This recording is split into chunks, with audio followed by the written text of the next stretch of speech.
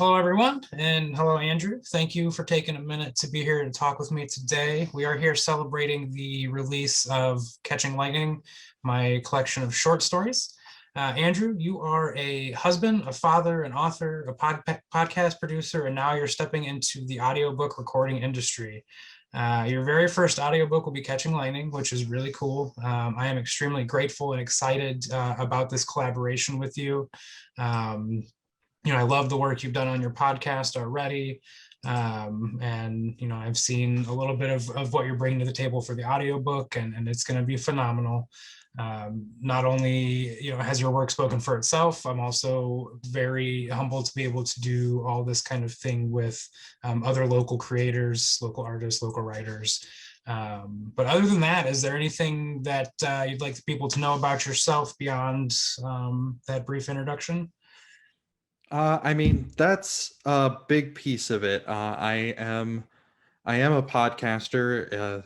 My podcast is a series of short stories, so a little bit different than a lot of podcasts that people are listening to, whether those be true crime or just people talking about whatever.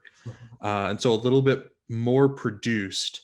And so I felt like it was a good practice that then I would have be able to apply to something like an audiobook.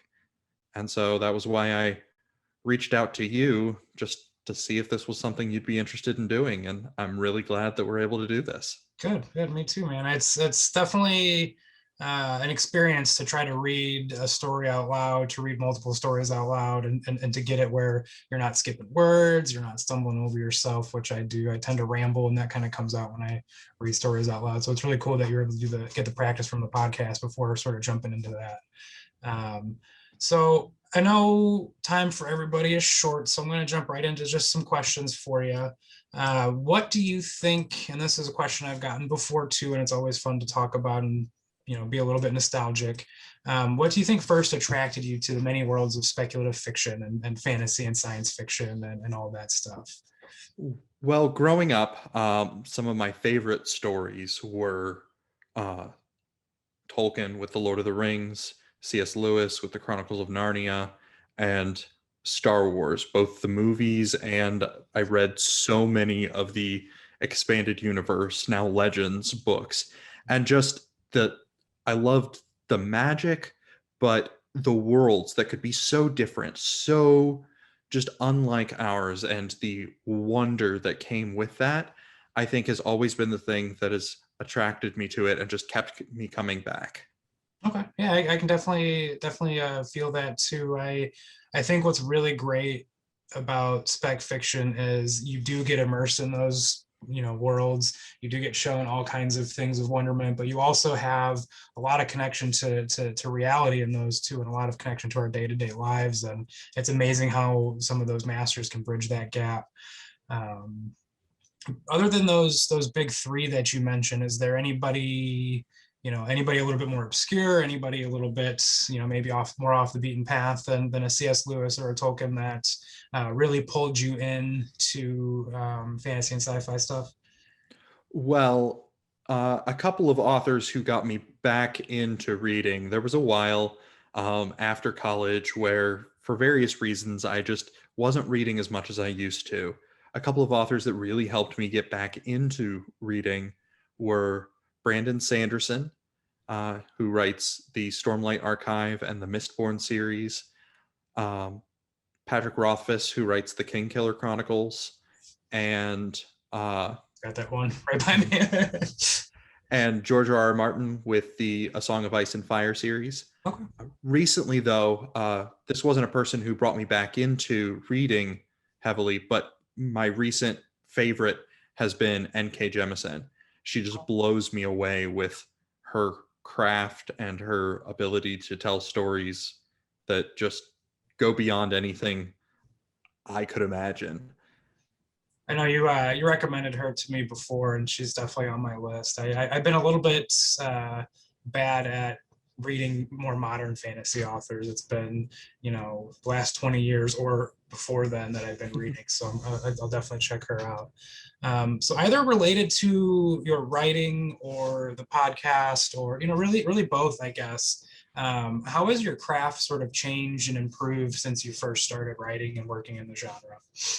Well, with writing, first writing uh, a draft of a novel that eventually will someday see the light of day, and then with writing many short stories and watching YouTube videos and taking online classes and doing all of these various things, some of the things that I've really been able to explore and really come to understand are the structure of a story, how you can how to structure a story the to make the feelings land.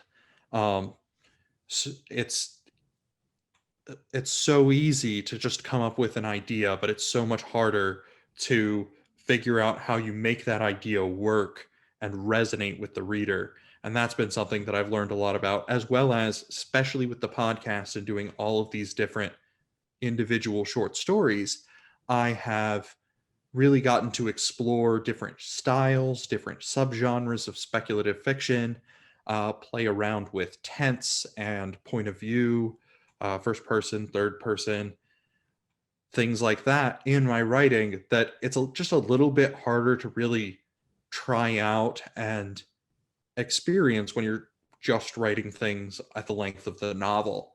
It just gives a little bit more opportunity to explore. Yeah, short stories are incredible practice, and even if you spend a month, 2 months with one that it doesn't work out in the end, you still got all that. You learned sort of what you're capable of, what you're not capable of. You step out of your comfort zone a little bit, and you find that, hey, this was a lot of fun. I never would have done that, but you find out stuff about yourself along the way too, I think. So you mentioned a little bit about why this sort of happened, but where was your mind when you decided to sort of go from just being a writer to also doing the podcast? Well, at the time, I had recently finished up the first draft of that novel that I talked about that will eventually see the light of day. And I wanted to write short stories, but I also wanted to be able to put them out there and get feedback. And for me, I wanted to find a way that I could do that in a way that would be fun for me, in a way that also would be uh, not dependent on other people deciding they were going to pick my in particular short story to be published in a magazine. And so I decided I would put them out there for free in the form of a podcast. Um, I when I was young, I really loved acting and did a lot in theater, but I haven't done really anything with that for nearly a decade. And so this was something that tapped into something that I loved and was good at from when I was younger, and incorporated that in with my writing. Very cool. It sounds like it brought in the best of both worlds of two of the things that you're really passionate about in life. And that's, we're lucky if we get one of those, and being able to have that opportunity to mix them together is really awesome. So tell us a little bit about Wild Speculation. So we've got 2 seasons in the books. I believe you started on the third. I don't know where you're at with that, but like where you got the idea for the title, for the concept, how you decide which of your stories you're going to do on the show, stuff like that. Well, for the show, Wild Speculation came because the idea was I was going to explore every avenue I could come up with of speculative fiction. I was going to write in every subgenre I could come up with to come up with something new and just really branch out in that way. And so that's where Wild Speculation came from. Um, and what Wild Speculation is, as I mentioned before, is it's an anthology podcast. Each episode is a completely self contained short story in a 20 to 40-minute episode, and each one is different from the one before it. In fact, even when there are some that have some tonal things that are similar, I try to put something different in between them just to break it up and to have that feeling of being bigger.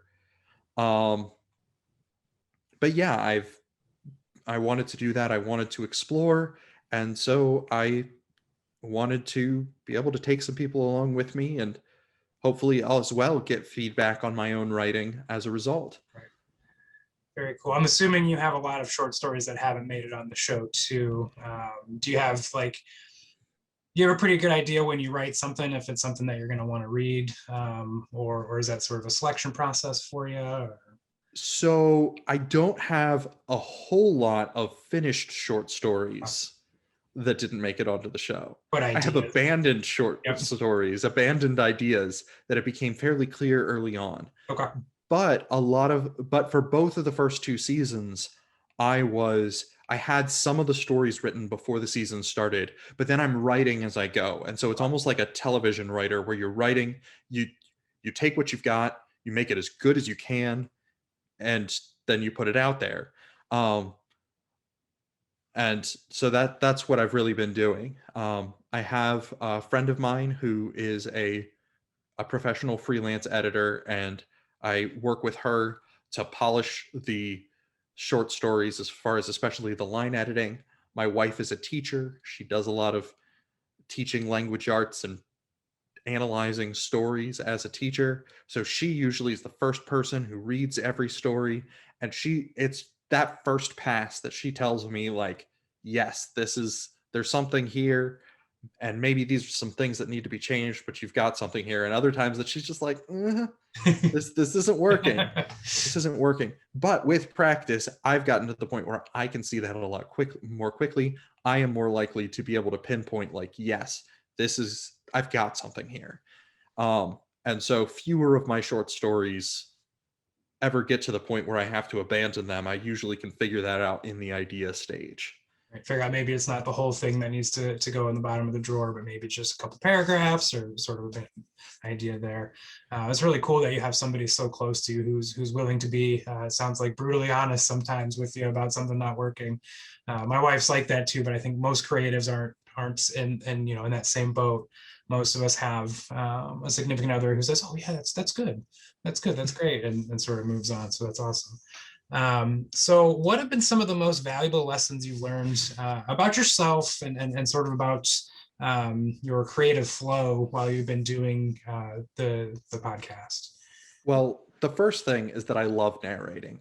Um, Obviously, that's something that I have found that I've fallen in love with as I am now pursuing going after audiobooks, which are a much bigger undertaking Yeah, those are than going to be a lot of work, I can imagine. It than sounds like it's work that you've got to absolutely love to pursue. So absolutely. But I feel like I got a taste of it with the podcast, and I've really really enjoyed that.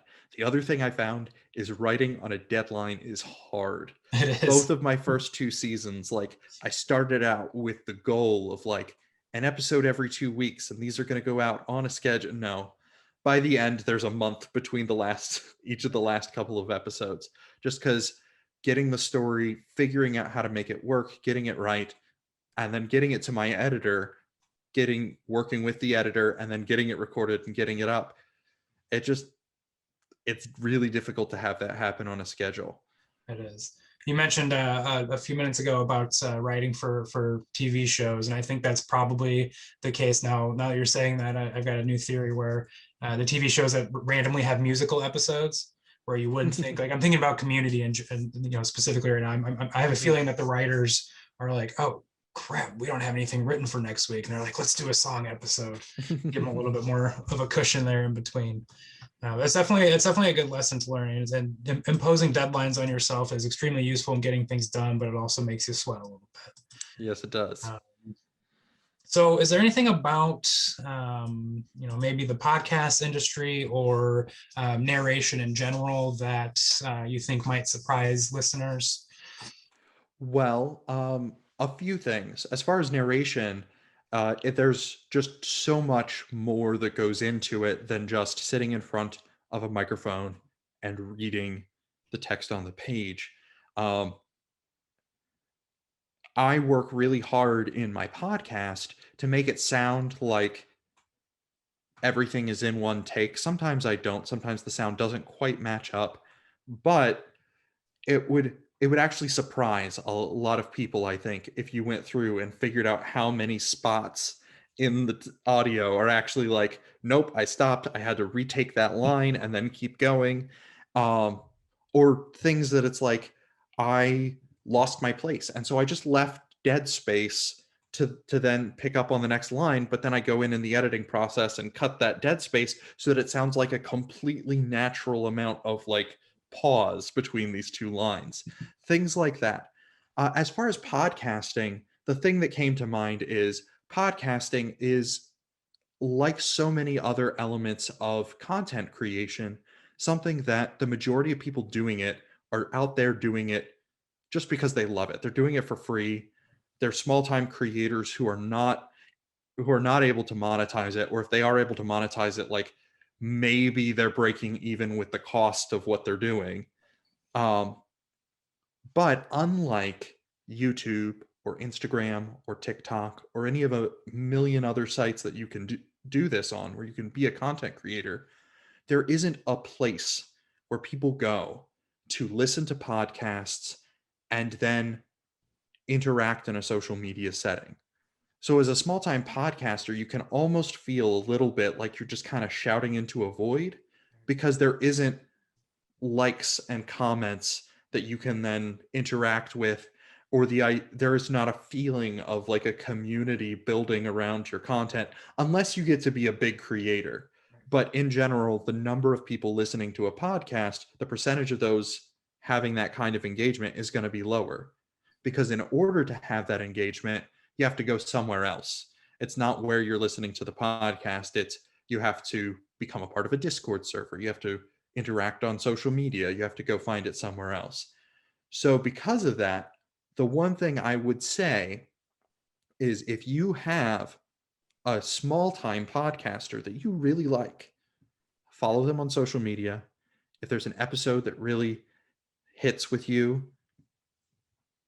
shout out that episode, say you really liked it. If you have a question about an episode, small time creators, because we have such a small fan base, if somebody asks us a question about an episode, we're more likely to respond to you than some big time creator. So shoot them a question on Twitter and have that engagement. I can guarantee that that will help them feel like there's actually somebody on the other end of the Oh microphone. yeah. Oh yeah. um, because I mean, we do it because we love it, but it definitely helps when there's that feeling of engagement with the audience. Yeah, I think that's a really really important point for any creator too. I mean, it's you spend hours and hours and hours, and a lot of the work that goes into these final products nobody ever sees, nobody ever asks about. And it's not work that we are stressed out about doing. It's not work that is necessarily, it's not like a 9 to 5 where you have to do it, but it's work that you're passionate about. But at the same time, so somebody sends you an email. I got an email today from some random person in Mayo about my book, and you get that email, you get that message on social media, you get that person reaching out to you, and that feeling goes so far and keeping you motivated to keep doing it, to keep you, to remind you that it's not just you out there, that you do have followers, you do have people who also care and share in your passion, and that goes so far for supporting creators. So that's a really good point. Thank you for making that. Um, Talked a little bit about it, but how has recording the audiobook of Catching Lightning been different from doing wild speculation? Obviously, you're not reading your own work, you're reading somebody else's work, and I'm sure there's a little bit of interpretation that goes with that, but tell us a little bit about the differences in them. Well, a few things. First of all, the whole thing is just a little bit more formal. Like it's a job that I'm doing as opposed to a hobby, and so that right there makes a big difference. I have to make sure that the quality is something that you feel like you're getting your money's worth. I have to make sure that the quality meets all of Audible's standards, and I have to make sure that the quality is such that once it's up on Audible and people are buying your book, that they don't feel like my narration is detracting at all from the reading experience of your book. And so there's just a little bit more there as far as the quality assurance and the pressure from that. But uh, but it's a lot of fun. Like you said, there is that interpretation element, and that interpretation is only in how the lines are read. Because another piece of it is when I'm writing a story and I read it out loud, and there's a line and I'm like, actually, I could sit there and I can change the line right as I'm writing it. When doing an audiobook, one of the most important elements of an audiobook is making sure that I am faithful to what is written on the page. And so working within that constraint makes for really interesting choices to make, to really like to help try to uplift the story that's there rather than in any way detract from it. And that's a lot of fun. The final thing that's really different is simply the length. Um, I mean, this book is based on what I've done so far, it's looking like it will probably be somewhere in the 10-hour range ish, which is it's a fairly normal length for a book, fairly normal length for an audiobook, but that is longer than all 16 episodes of Wild Speculation that are out so far combined. Right. So there's a lot more. You're just doing a lot more. A lot more, and it's, yeah, I can imagine. I think what Wild Speculation, they're roughly 20 minutes. I know there's some variation on each of them. Most of them are 20 to 30 minutes. I think there are 2 or 3 that run closer to that 40-minute mark. Okay. But that's the range, 20 to 40 minutes. I know Catching Lightning has a lot of much shorter flash fiction in there, but there's some doozies along the way as well. Especially when you get to the last one, Rings of the Reaper. That's, I think, a sixth of the entire book. So that'll be a fun one. Indeed.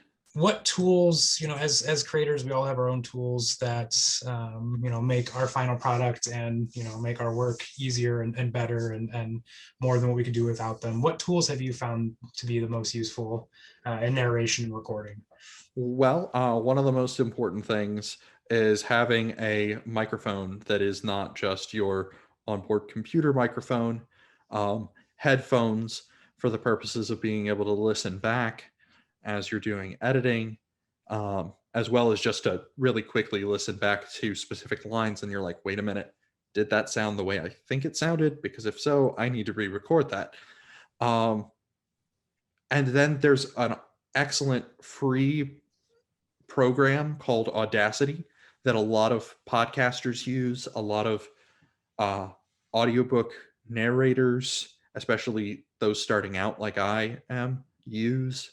It's a free recording and editing software with a ridiculously amazing number of features for something that's free. And finally, a quiet space.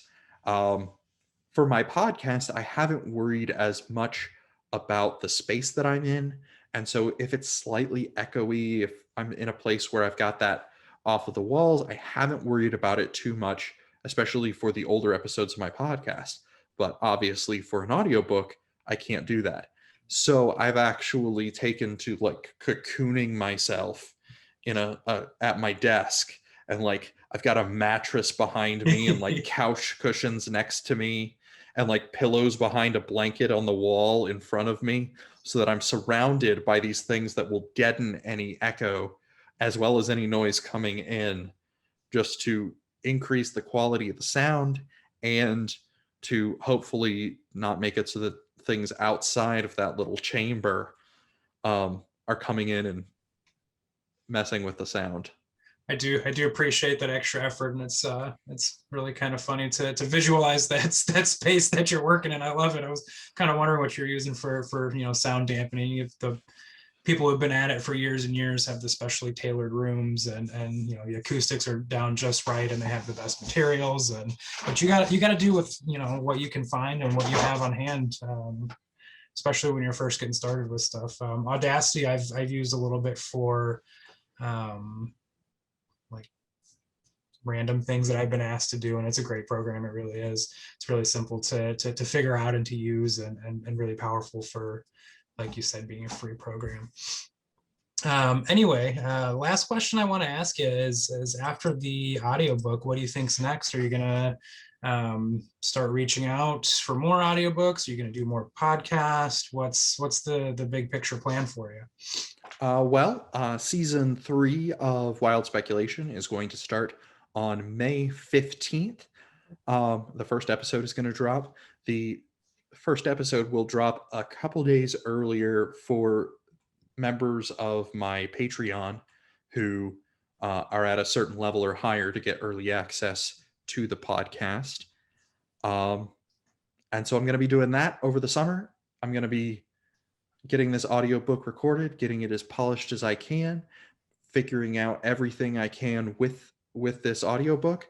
And then my goal is to do the audiobook, take some classes online over the summer to just really help beef up both my recording and my writing.